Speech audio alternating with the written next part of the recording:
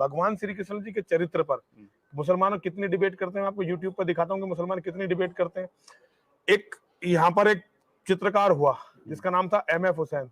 वो बताता था, उसने अपनी बायोग्राफी में कई जगह लिखा कि मैं जिन चरित्रों से घृणा करता हूं उन्हें नग्न दिखाता हूं, और जिन चरित्रों को और अपने चरित्र जो उनके अपनी माइथोलॉजी के चरित्र थे उनको बड़ा सभ्यता से दिखाता था पूरे।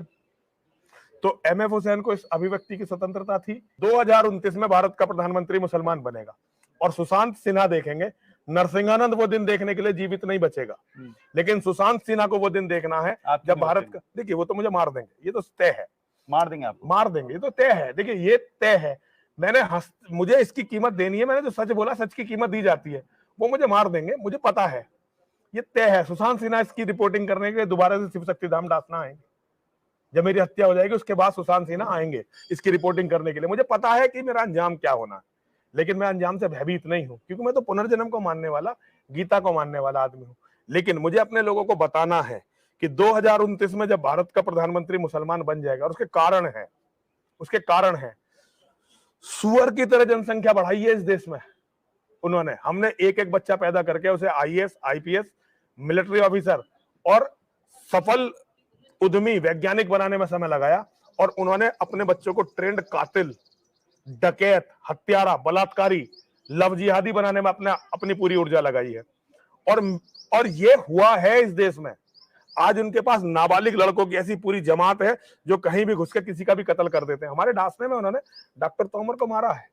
डॉक्टर BS तोमर हमारे शिष्य थे, साथी थे, उन्हें मारा है। मुझे भी मार नहीं पाए, किसी दिन मुझे भी मारेंगे। वो तय है, आप उसे बदल नहीं सकते।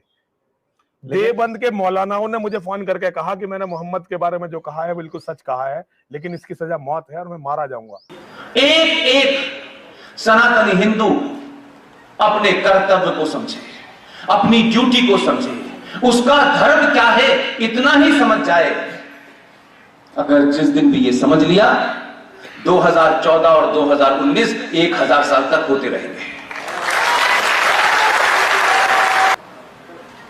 क्या आप 70 सालों में अपने दिल पे हाथ रख के बताएं, जो लोग सुबह से लेकर शाम तक राष्ट्र की चिंता करते हैं, देश की चिंता करते हैं, क्या कम कभी हमने सरकारों को चुनते वक्त राष्ट्र को मूल में रखा था, या सरकार के चुनते वक्त रखा था कि 4 ब्राह्मण बन जाएं, 2 ठाकुर बन जाएं, 2 हमारे यादव आ जाएं, 2 दलित आ जाएं, 2 OBC आ जाएं? आपने इसके अलावा कुछ और सोचा था? ऐसी सरकार आ जाए जो कुछ इनकम टैक्स में हमें मदद देते, कोई 2 रुपए किलो चावल दे रहा है, कोई बिजली का बिल माफ कर रहा है। आप कहां से चले थे और कहां लोग आपको 1 रुपए किलो चावल, 2 रुपए किलो चावल और बिजली के बिल में खरीद रहे थे, और आप ऐसे लोगों को राष्ट्र सौंप देते हैं। इसलिए 2014 में सत्ता का प्रकरण बाद में हुआ है। 2014 से पहले भारत राष्ट्र के सनातनियों में परिवर्तन आ गया था। इसलिए आपने सिर्फ सत्ता बदली, और सत्ता पे जिन्हें बिठाया उनके तो मैनिफेस्टो में कई साल से चल रहा था 370, हर बार लिखते थे वो 370। कुछ लोगों ने अपने मकान का नंबर ही 370 रख लिया था, लेकिन वो हट नहीं रही थी। हटाएंगे, ऐसे होगा वैसे होगा, और ये सरकार भी नहीं हटा सकती थी, ये सरकार भी नहीं हटा सकती थी। आप कहेंगे फिर कैसे हट गई? मैंने इसीलिए कहा कि इसी व्यवस्था में अगर आपकी विजन क्लियर है तो सत्ता की चीजों के गुणा भाग को कैसे ऊपर नीचे किया जाता है, दिन के उजाले में किया, सबके सामने किया।